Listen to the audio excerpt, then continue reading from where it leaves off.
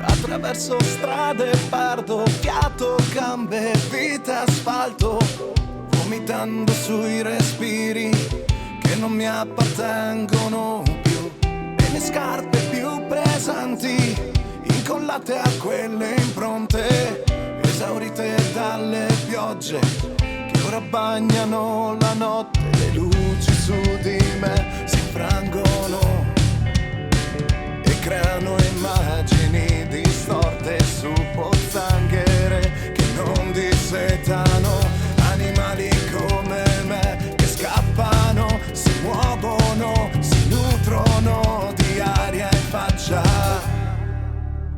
L'esigenza di muoversi, di correre, di bruciare le ore vuote, la voglia di sudare, di far perdere le proprie tracce. L'esigenza di muoversi, di espandersi come corrente elettrica, la voglia di sudare sulla fronte gocce di ghiaccio.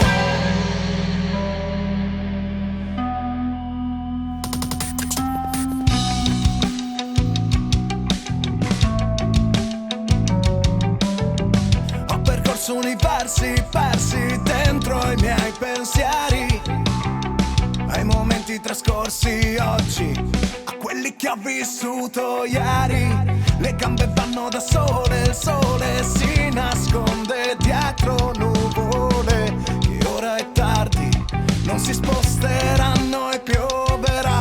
Le voci intorno a me colorano bagliori sparsi nei discorsi che mi avvolgono e offuscano il percorso.